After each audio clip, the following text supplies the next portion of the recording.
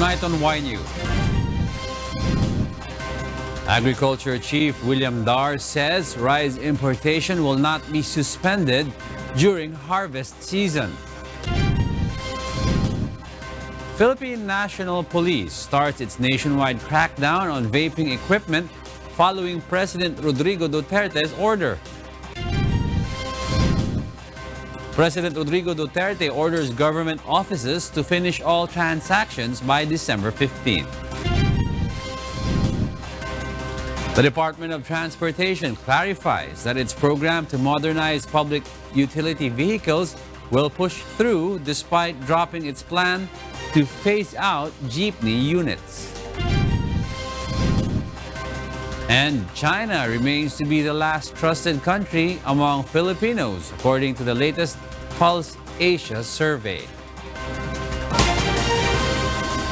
Good evening. Last Tuesday, President Rodrigo Duterte ordered the Agriculture Department to suspend the importation of rice amid the harvest season of local farmers. But the Agriculture Department says instead of stopping rice importation, requirements for importing rice will be stricter. Ray Pelayo explains why. No suspension on rice importation will happen. This is the latest statement of the Department of Agriculture after their meeting with President Rodrigo Duterte last night. Hindi namin pinapa-stop. We are implementing the law properly. Agriculture Secretary William Dar said instead they will strictly implement the requirement of the issuance of permit, like inspecting the country of origin of rice. Last Tuesday, President Duterte ordered DA to suspend the importation of rice during harvest season. The Federation of Free Farmers said the additional requirements for the import permit will tantamount to stopping the rice importation. But this will not last for a long period of time, just until the exporters met the new set of requirements. In the meantime, hindi sila makakomply, tigil mo na yung export nila sa atin. DA is now investigating the farmers' cooperatives and organizations that allegedly used as dummies in importing rice.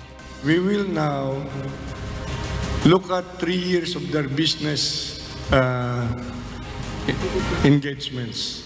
Kung may financial capacity ba, mayroon ba silang warehouses?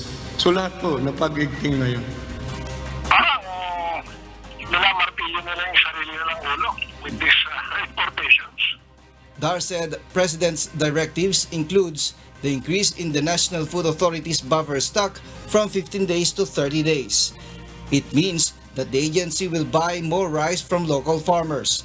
NFA also instructed to sell rice not less than 20,000 bags a day. The conditional cash transfer for farmers affected by rice tariffication law will also be extended to 3 years with an annual budget of 3 billion pesos. Around 600,000 farmers will benefit the subsidy. Ray Pelayo, UNTV, News and Rescue, Quezon City. The Philippine National Police will not detain those who will get caught using vape in public. Violators will be arrested but not penalized. Lea Ilagan reports why. The Philippine National Police leadership clarifies the memorandum on the ban of using vape or e-cigarettes in public places. PNP OIC Police Lieutenant General Archie Gamboa says the police will arrest violators but no penalty will be imposed. He adds another executive order must be signed to penalize violators of EO26 or the smoking ban. We can arrest, yes, but we cannot punish. Arrest is not punishment. He also clarifies the legality of the arrest they will make. If you include vape in that executive order, it's actually an expansion of the definition of smoking. Kaya nga sabi ko, pwedeng i-implement agad. No, because it's an expansion of the definition of smoking. Yesterday, Gamboa released a memorandum that declares all PNP camps as no vape zone. He has also ordered the Criminal Investigation and Detection Group or CIDG, regional directors and police regional offices to arrest those who will use vape in public. Lea Ilagan, UNTV, News and Rescue, Camp Crame. President Rodrigo Duterte gives an ultimatum to government offices to decide on pending transactions and contracts. Meanwhile, the chief executive admits taking action on 3 police majors involved in the body camera extortion case. Mirasol Abogadil details why.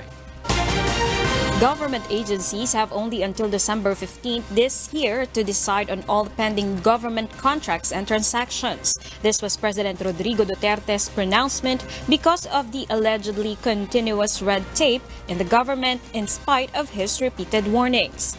Even the cabinet members, they have 1 month to decide. I must have your decision of the papers before you. And I said last night, it has to be December 15th. It's been so many months now. Papers that are on your table must be out with a decision. If it's for approval, good. If it is for denial, fine. But let it out. So that many contracts, even in the military, it has been there for 2 years. What's the war cannot wait? The chief executive added military officials and government employees who are slow in performing their mandate should be removed from their posts. The president also admitted he has ordered to remove 3 police majors involved in the body camera extortion case from their posts. Aside from administrative cases, the said police officers will also face criminal charges. In the police, the 3 majors were working on the body camera and they were arguing because of money, what else? Because of corruption. And so I said, fire them and dismiss them. If they do not want to be dismissed, just do not allow them to enter the camp. And just tell them you are no longer a policeman. Who said? Said Duterte. I have not been investigated. Never mind the investigation. We'll come to that later. Mirasol Abogadil, UNTV, News and Rescue. The Presidential Anti-Corruption Commission launched the Katarungan Desk in Manila City today. PACC Commissioner Greco Bellica emphasizes all systems that burden the people must be removed. Dante Amento details why. Manileños now have an easy way to file complaints against government officials involved in corruption. Through the Katarungan Desk, launched by the Presidential Anti-Corruption Commission or PACC today, residents can easily report injustice or abuse they experience while transacting with government agencies. These include the slow process of issuance or release of permits, certificate, and other documents. Lahat po ng mga sistema ngayon nagpapahirap sa tao, sa buhay ng tao, dapat inaalis ng gobyerno. PACC Commissioner Greco Bellica said President Rodrigo Duterte mandated the agency to make the people feel the effect of government's anti-corruption campaign. Because the Katarungan Desk will allow us to gather informations to lead us towards number 1, catching and arresting corrupt officials, criminal elements. Number 2 is to change corrupt and slow systems that allows corruption to persist. Bellica added the PACC has already terminated some government officials involved in various corrupt practices. Dante Amento, UNTV, News and Rescue, Manila. All jeepney units that will pass a roadworthiness test will be allowed to continue serving the routes beyond 2020 despite the government's Public Utility Vehicle Modernization Program. Nina Armilio details why. The Department of Transportation, or DOTR, clarified it is not holding back the implementation of the Public Utility Vehicle Modernization Program, or PUVMP. In a statement released Wednesday, the agency rectified earlier reports it has plans to defer the said program following the Senate deliberation on the department's 147 million peso proposed budget for 2020. The agency explained that what transpired during the Senate deliberation was a condition in case operators of old PUV units failed to modernize their units come July 2020. What was said was, in case operators of old jeepney units failed to modernize, the DOTR will allow them to operate temporarily with their old units, provided that their old units pass the roadworthiness test under the Technology-Based Motor Vehicle Inspection System, or MVIS, without any human intervention. If they pass the MVIS, the department said the Land Transportation Franchising and Regulatory Board, or LTFRB, will grant them provisional authority, or PA, valid for 1 year only, as they need to undergo roadworthiness check via MVIS every year as well. To secure a PA, PUV operators need to submit a petition for consolidation on or before June 30, 2020, including a petition expressing their intention to join the PUVMP. If they fail to submit on deadline, the prior operator rule will lapse, and their franchise will be given to cooperatives who are PUVMP compliant. Once the franchise line is given to PUVMP compliant cooperative or corporation, the PA granted to old units will be automatically cancelled. The DOTR remains firm that the PUVMP, a directive by President Rodrigo Duterte himself, is necessary to ensure the safety of commuters, as the modernized jeepney units are equipped with safety features and designs in protection and convenience not just of the commuters but of the drivers as well. Likewise, the program aims to curb pollution and to improve the income and livelihood of operators and drivers in the country. Nina Armilia, UNTV, News and Rescue, Philippines. Welcome back to Y News. We pick up to where Angelo Castro III left off. I am William Theo, and here are the headlines. Senator Panfilo Lacson stresses the need for Vice President Leni Robredo to have full authority in the anti-drugs body for a successful war on drugs. China remains to be the least trusted country among Filipinos according to the latest Pulse Asia survey. The Philippine National Police targets zero casualty at the SEA Games. The Food and Drug Administration warns the public anew against buying medicines online. Wish 107.5 hailed as the best innovative FM station of the year at the 5th Platinum Stallion Media Awards. Good evening. Senator Panfilo Lacson believes that Vice President Leni Robredo needs full authority in the Interagency Committee on Anti-Illegal Drugs to succeed in the anti-drug war. Nel Maribohok reports why. The authority of Vice President Leni Robredo as co-chairperson of the Interagency Committee on Anti-Illegal Drugs is now limited after President Rodrigo Duterte's statement that he doesn't trust her. Senator Panfilo Lacson explains because of the no trust statement, it should be expected the ICAD member agencies will not cooperate with VP Robredo. According to the senator, because of VP Robredo's apparent loss of authority, she may not succeed in her new job in the anti-drugs body. Responsibility without authority or commensurate authority, formula for failure yon. You will not succeed. Kasi binigyan ka ng malaking responsibility, wala ka authority, paano mo i-reconcile yung gagawin mo? The senator gave an example, his experience as a former task force commander of the Presidential Anti-Organized Crime Task Force when they were given full support by then President Fidel Ramos. He said that's one of the reasons why their operations had succeeded. Ako noon, during the PACC days when he was Vice President, I was a task force commander, yung sa task force sa Bagat. So we were the ones operating on the ground.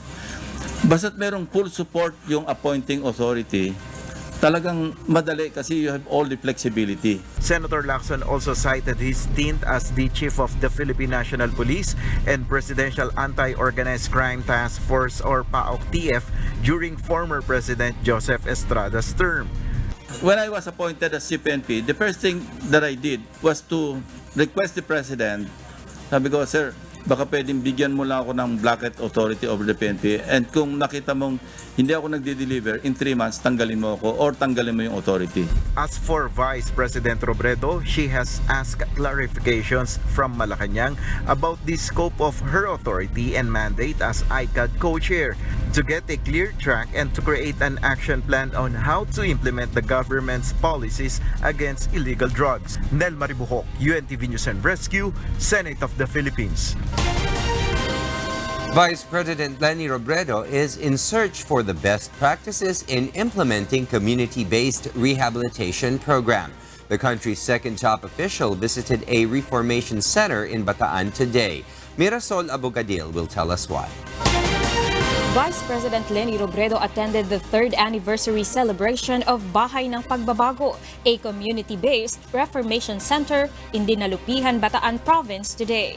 VP Robredo's visit is part of her move to search for effective ways to fight illegal drugs in the country.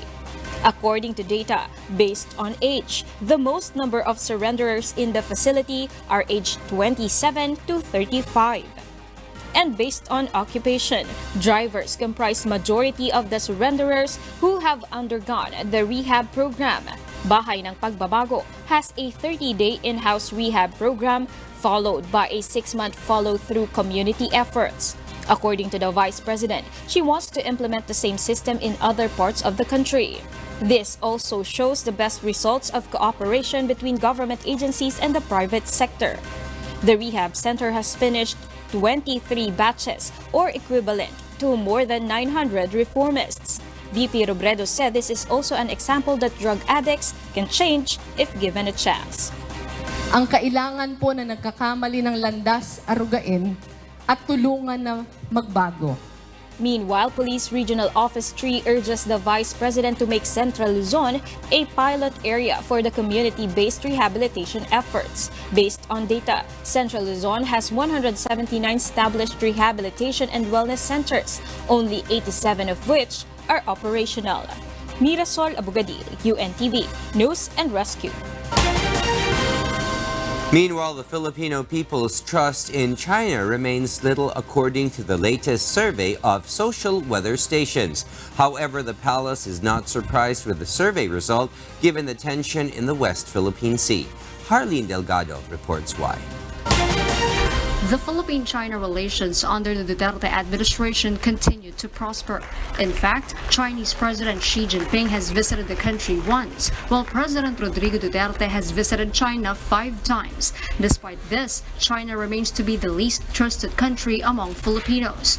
The third quarter social weather station survey shows the net trust rating for China fell from poor to bad -33, the lowest of the 6 specific countries tested for public trust, which include the United States, Australia, Japan, Singapore, and Vietnam. This figure was also lower than China's June net trust rating of -24 and the lowest since June 2018. Meanwhile, the United States remains to be Filipinos' most trusted country with excellent +72. The survey was conducted from September 27 to 30, 2019 through face-to-face interviews with 1,800 Filipino adults. The palace is not surprised with the survey results. In a statement, presidential spokesperson and chief presidential legal counsel Salvador Panelo says they respect the Filipinos' conviction as it is understandable given the conflicting positions of China and the Philippines relative to the West Philippine Sea. However, the palace is hoping that Filipinos could eventually appreciate China. Panelo believes China can even become a role model of the Philippines in reducing, if not totally eradicating, poverty. Harleen Delgado, UNTV News and Rescue, Malacanang. Meanwhile, the Food and Drug Administration warns the public of pharmaceutical products sold online. The agency reminds that online selling of any kind of medicine is prohibited by law. Let's find out why from Asher Kadapan Jr. The Food and Drug Administration, or FDA, is worried about counterfeit medicines being distributed through online stores. According to the FDA, technology is being used to sell counterfeit pharmaceutical products. To ensure public safety, consumers are warned that online selling of any kinds of prescription drugs is prohibited by law. With online selling, mas nag-aalala kami, and yung warning namin sa public every time is, ang mahirap sa online selling, una hindi mo naman alam saan yung source niyan. And number 2, hindi itong mga licensed establishment. Kasi currently, hindi pa naman nililisensyahan ng FDA itong mga online sellers natin. The FDA explained during the observance of the 2019 National Consciousness Week against counterfeit medicines at the Philippine International Convention Center in Pasay City today that counterfeit products pose high risks to the health of consumers. The economy is also affected when consumers patronize counterfeit items. Siyempre nasasaktan din yung mga authentic na product. Kasi instead na yun yung bibilin yung counterfeit. Pero at the end of the day nga, it's really the safety of the patient. Based on the records of the National Committee on Intellectual Property Rights, they have not identified any manufacturer of counterfeit medicines in the country. But what is evident is that these fake products are illegally imported from other countries through different point of entries. Ang coastline natin, I think, is the longest coastline next to Indonesia perhaps. And ang daming butas talaga. The FDA advises the public to buy medicines only from legitimate distributors to be sure they are buying genuine products. Asher Kadapan Jr., UNTV News and Rescue, Pasay City. You may have experienced as consumers looking at your electric or water bill and then wondering, where does every peso you pay go? This is especially when your monthly bill skyrockets. Whether the charges included in a household's water and electric bill? Harleen Delgado details in this report. Water and electric bills are part of the monthly budget of a typical Filipino household. But did you know there are different charges included in a household's electric bill, such as pass-through charges? For Meralco, there was the generation charge, which is over 50% of the bill that goes to generation companies. The transmission charge, which goes to the National Grid Corporation of the Philippines or NGCP for transporting power from generation companies to Meralco substations. The distribution charge, which goes to Meralco for distributing power to end users. Over 11% is allotted to government taxes, such as the value-added tax, local franchise tax, universal charge, and subsidy. Other pass-through charges include system loss, or the recovery cost of power loss due to technical and non-technical system losses, and the feed and tariff allowance or FIT-all intended for renewable energy projects. So for every peso that you pay, around 18 centavos is left with Meralco. The rest are paid to the various pass-through costs. We are regulated by the Energy Regulatory Commission, and yan din po yung Department of Energy to oversee and check yung aming mandato. But according to a consumer group, Republic Act 9136, or the Electric Power Industry Reform Act of 2001, should be revisited. Power for People Coalition says the country should also shift to renewable energy as power source to bring down power rates. 50% ng pass-through charges dyan ay galing sa adjustment ng prices ng fuel. Ibig sabihin, yung production cost nung kuryente na yon. So this really has to be addressed. Kasi imagine mo naman napakataas na ng kuryente natin, and it will only go up because of itong mga pass-on charges na to. As for water billing, there was the basic charge, which covers the cost of operating and maintaining the water facilities based on the tariff schedule approved by the Metropolitan Waterworks and Sewerage System, or MWSS. There is also the Foreign Currency Differential Adjustment, or FCDA, which accounts for fluctuations of the Philippine peso against other countries' currencies.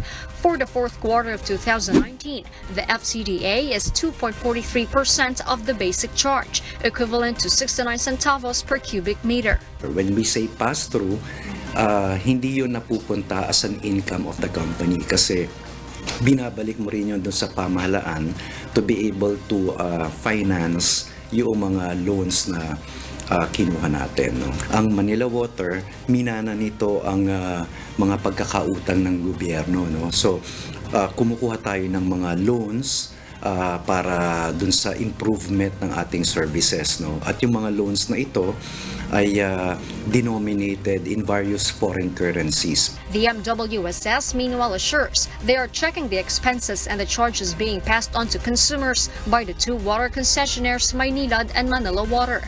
Kumukuha po tayo ng independent third party na auditor na audit firm at ito po ang kinukuha po namin para po i-audit po ang expenses ng dalawang concessionaires para po siguraduhin na hindi po nila ipapasa yung mga expenses na hindi dapat ipasa sa publiko. The regulatory body also assured that penalties and fines imposed on the concessionaires should not be passed on to consumers. This year, the Supreme Court imposed a 2 billion peso fine on Maynilad and Manila Water for violating Republic Act 9275 or the Clean Water Act after they failed to put up wastewater facilities and to connect sewage lines in all establishments and households to a sewerage system within 5 years. Na-reassure po natin yung mga fines and penalties po na recently that was affirmed by the Supreme Court, hindi po nila pwedeng ipasa sa publiko at pwede nila i-recover. Hindi po nila pwede ma-recover yan. Harleen Delgado, UNTV News and Rescue, Quezon City.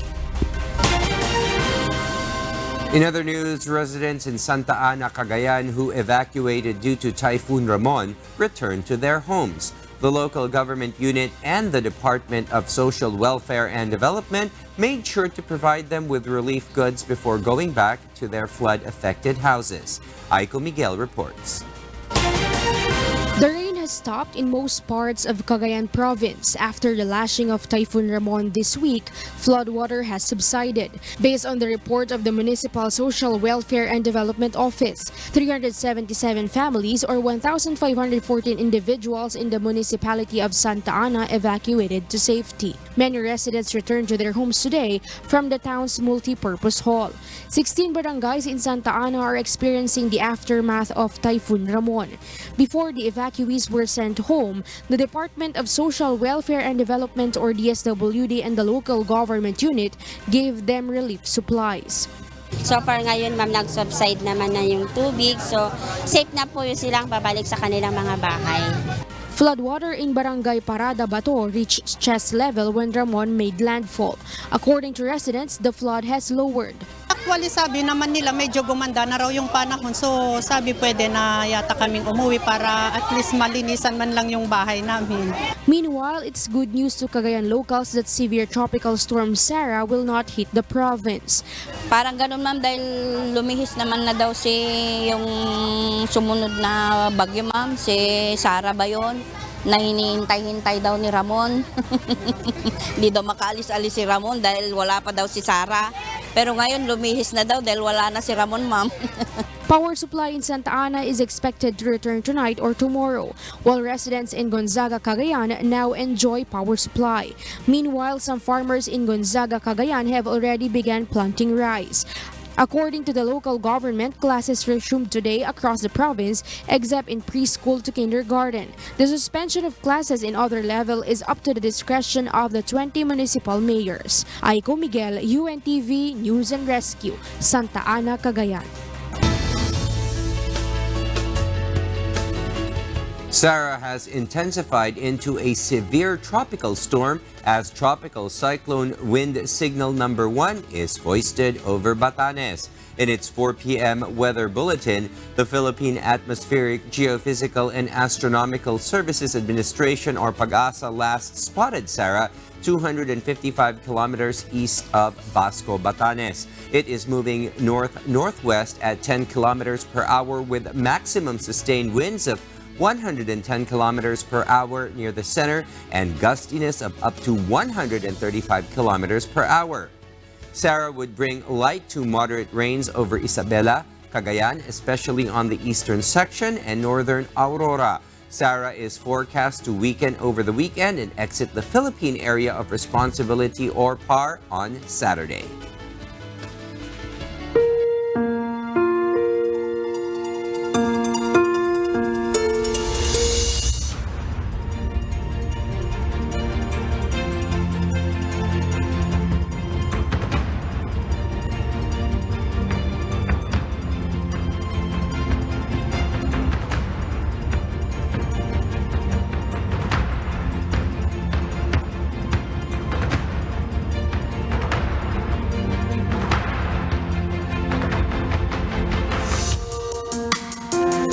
Amid the celebration for the Old Path's 39th anniversary, members Church of God International in Canada continued to conduct feeding programs and various volunteer works in food banks in the country.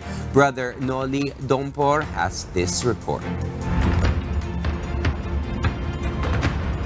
I have been in Canada 4 years now, and for 2 years I have been like homeless, no home, no house, and life in Canada is very, very hard.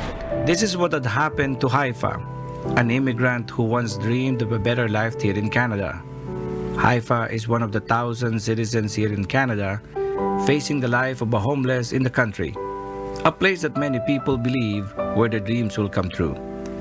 According to federal government records, over 200,000 homeless have recorded here in Canada, and approximately 30,000 homeless don't have a certain shelter to spend a night in the country. 1/3 of this are the homeless in Toronto and Montreal. In solidarity of the different chapters of Members Church of God International, to celebrate the 39th anniversary of the Old Path program, the group conducted different public services in Canada, one of which is the monthly feeding program for the poor. Free hot coffee, meals, winter clothes were prepared by the MCGI here in Greater Toronto Area, Saskatoon, and Regina, Canada. This is to help the homeless from the hunger and cold weather. According to Conroy, the charity they have received is a big help to make people aware that they are not burdened to the community, yet people who are in need. They think as eyesore, right? Have we been here? But when they get to understand what the struggles people been through, they have a better understanding that they just have an unfortunate situation. That's it. The partner organization of MCGI in Saskatoon thanked the group for always helping the homeless. I'd like to congratulate the Old Path for 39 years of community service and for helping us out here at French Inn. And I'd like to thank Brother Eli and Brother Daniel for sending this great group of people down here to give us a hand here at the French Inn. Greatly appreciated, and we enjoy having them. As much as they are helpful, they are welcome back anytime to give us a hand. Thank you so much. First quarter of 2019, when MCGI started the said feeding program, while the other public services like volunteer work in food banks and helping elders have started a few years ago. The group hopes that in God's help and mercy, they will continue in helping people in need. Due to the good advocacies of Brother Eli Soriano and Brother Daniel Rason in helping those in need, MCGI members in Toronto and different chapters in Canada and America continue to be one, happily caring for their fellow men. From Toronto, Canada, Brother Noli Dompor for the 39th anniversary of the Old Path, upholding the truth through the gospel and good works.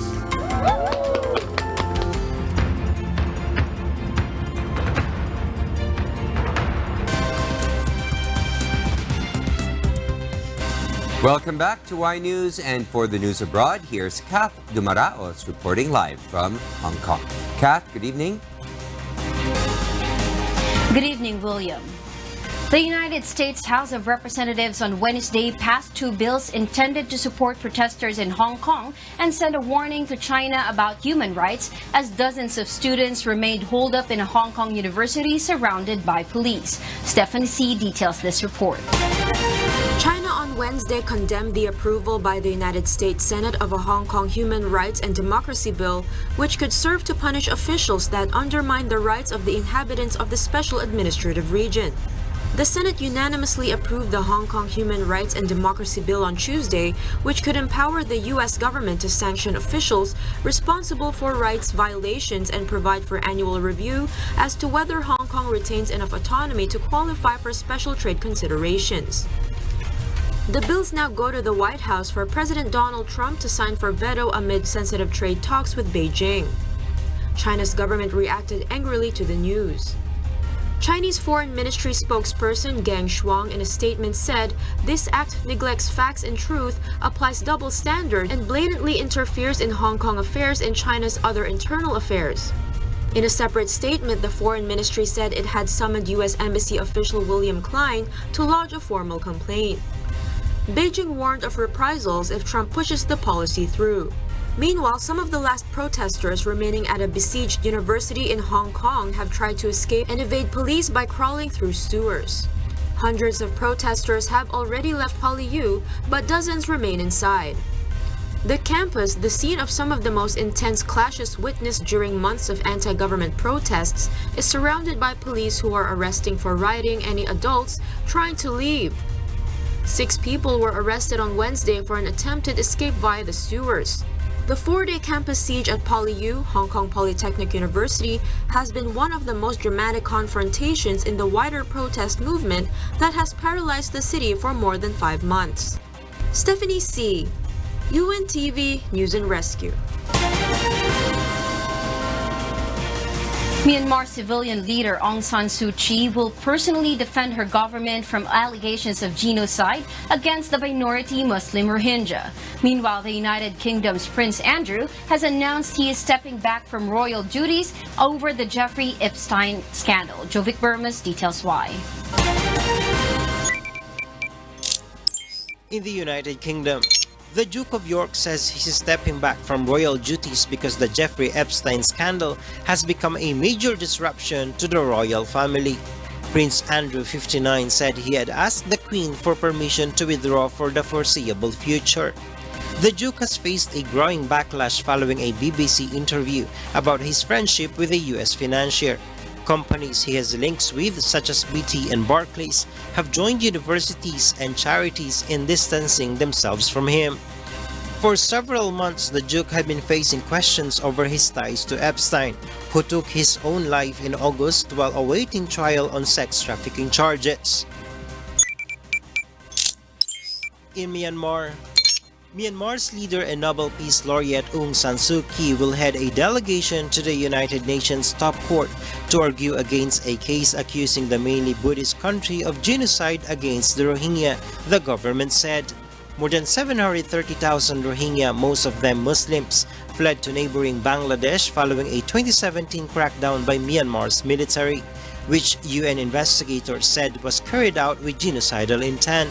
The Buddhist majority country has repeatedly justified the crackdown on the Rohingya as necessary to stamp out fighters. It also insists its own committees are adequate to investigate allegations of abuse. In the USA, soccer great David Beckham and actress Millie Bobby Brown were the star attractions at the celebration of World Children's Day, which this year coincides with the 38th anniversary of the United Nations Convention of the Rights of the Child. Beckham, a UNICEF Goodwill Ambassador for nearly 15 years, mentioned the clamor of the world's young people for healthcare, education, peace, security, and action to protect the environment.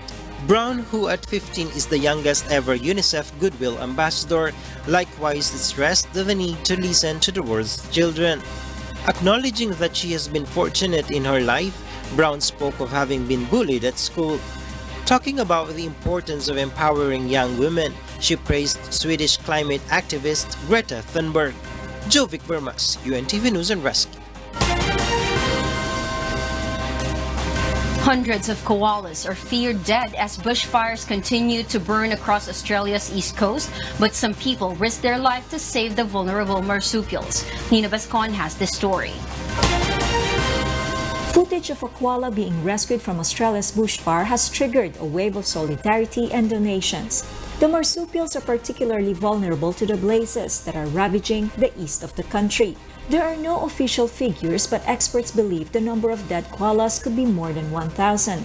A video of one animal being rescued from the flames has triggered a wave of solidarity from Australians, who have raised more than $582,000 for the koala hospital. A woman can be seen in the footage in her bra as she uses her top to wrap the koala to protect it from the flares. She then pours water over the mammal as it screeches in pain. The koala, called Lewis, was in a serious condition in intensive care in a hospital managed by the Port Macquarie Koala Hospital on the north-central coast of the state. The bushfire, which have killed 6 people and burned 500 homes and 13,000 square kilometers since July 1, have been linked to the climate crisis, although the government has avoided addressing this. Koalas are functionally extinct, and forest fires are decreasing their chances of survival. They are particularly sensitive to any environmental change and spend up to 20 hours a day sleeping or in a restful state. Because of their lifestyle, the marsupials are particularly at risk from the fires, and the tragedy has rallied Australians to donate to the Koala Hospital. Nina Bascon, UNTV News and Rescue, Australia. And those are the news from the other parts of the globe. Back to you, William. Thank you very much, Kath Dumaraos, reporting live from Bangkok, Thailand. Future Hall of Famer Paul Pau Gasol, in a social media post, says as of today he will no longer be a member of the Trailblazers player roster. This is so he can focus all his energy on the rehabilitation of his left foot following a surgery in May. He says complete recovery may take anywhere between 6 to 12 months. The 39-year-old big man reveals that the Blazers are working on details of a coaching role. I have the same excitement and passion for the game of basketball that I had when I first started playing. And I will work as hard as I can on my recovery with a clear goal in mind, to get healthy in order to continue to play the game that I love.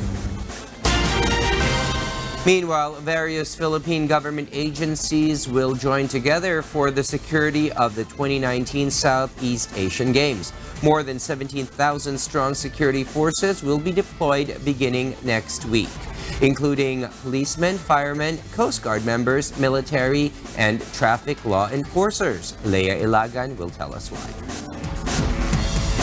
The Philippine National Police targeted 0 casualty in Southeast Asian Games. In a send-off ceremony in Camp Bagong Diwa, Taguig City today, PNP Officer in Charge Police Lieutenant General Archie Gamboa said they have not monitored any threats to the SEA Games, but they will continue their evaluation.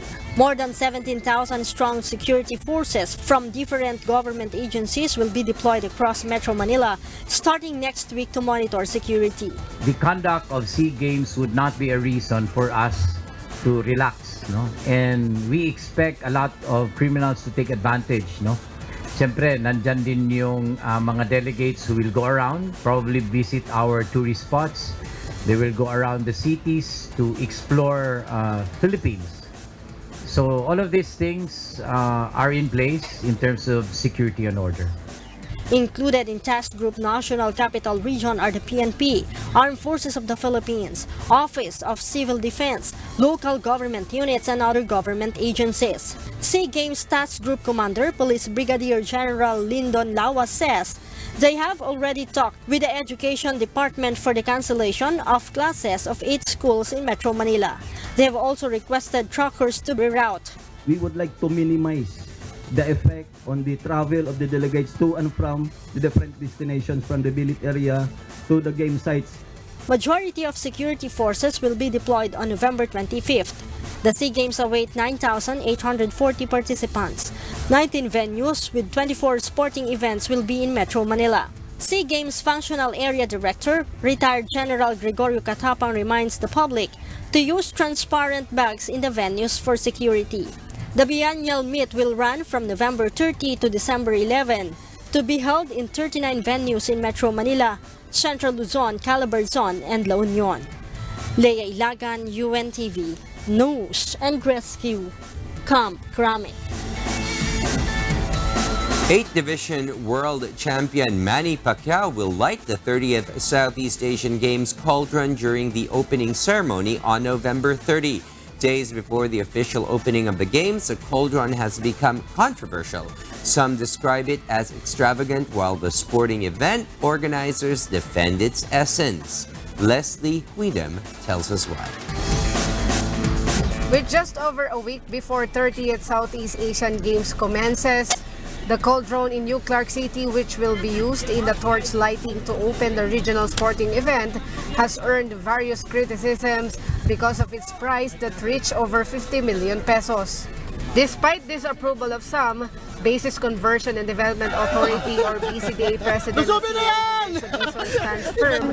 The installation is not a cauldron but a monument, which symbolizes the brave Filipino athletes. I'm sorry, it's not a caldero. It's not a caldero. National artists don't build calderos. They don't design calderos. They design monuments. They design tributes. They design tributes to inspire our people, to inspire our athletes, present and future. That's what monuments are for. Meanwhile, House Speaker Alan Peter Cayetano defends the project. Muhammad Ali na siya ang maglalight ng cauldron sa Olympics nung araw, si Muhammad Ali. Did we ever think that we will have one of the greatest fighters ever in the country to light our cauldron? Tapos ano ibibigay natin kay Manny Pacquiao? Kandila? Bibigyan natin ng palayok na doon niya sisindihan? Cayetano stressed, no amount of money can commensurate if the country's honor is at stake. Magkano ang damage in reputation kung palpak yung facilities? You cannot buy this kind of media value for not only local but international press. No? So, ladies and gentlemen, we are representing Team Philippines. Cayetano asks to allow the SEA Games to finish first, and then he is willing to face issues on the expenses on the hosting of the SEA Games. Leslie Widham, UNTV News and Rescue, Kapos Tarlac. Wish 1075 is humbled to receive yet another recognition for its innovations in the music industry. The award-giving body from Trinity University of Asia included students, faculty, non-teaching personnel, alumni, as well as other constituents of the university in selecting the awardees. Mai Bermudez will tell us why.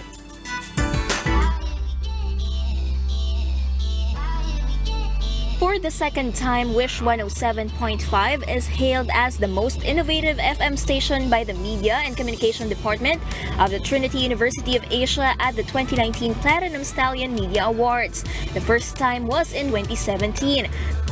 During the awarding ceremony on Wednesday night, the award-giving body explained why Wish 107.5 was given the said recognition despite being considered new in the Philippine music industry. Nakakaiba siya doon sa traditional na nakikita natin na kung paano siya inelevate yung language na music industry sa Pilipinas. The Platinum Stallion Media Awards aims to give recognition to individuals and groups in the communications industry for their contribution and inspiration to the public through media and allied arts. It's actually the perfect mix of overwhelming and humbling kasi para unti-unti natin nakikita yung gustong i-instill ni Kuya Daniel Razon sa atin lahat yung discipline and collaboration. So this award goes out, of course, to all the people behind the scenes as well. That's right. You like the people from the sound tech, the people from the video team, and you know what I mean? Everybody. Kaya this is for you guys. And it's very humbling kasi Wish won't be possible without the beautiful mind of Kuya Daniel Razon. And kung hindi dahil sa Wish, hindi ka mabibigyan ng chance na gawin yung isang bagay na mahal na, which is music and giving people enjoyment through music.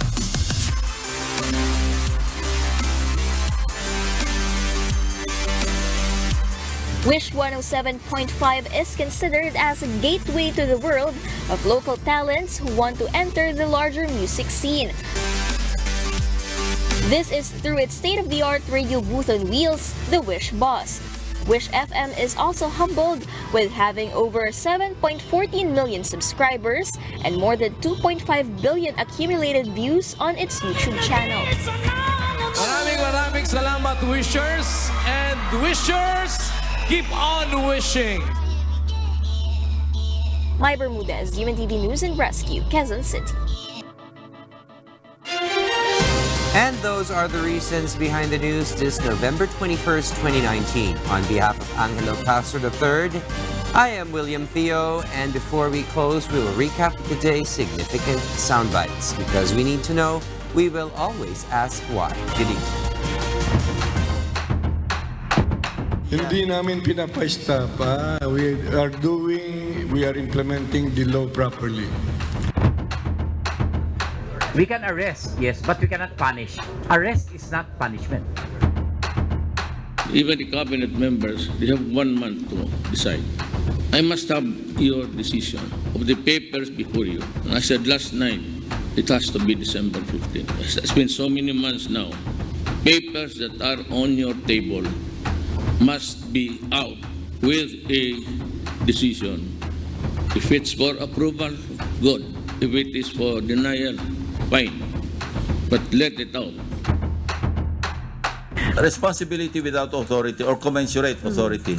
Ano yon? Formula for failure yon. You will not succeed. Kasi binigyan ka ng malaking responsibility, wala ka authority, paano mo i-reconcile yung gagawin mo? Nakakaiba siya doon sa traditional na nakikita natin na kung paano siya inelevate yung language ng music industry sa Pilipinas.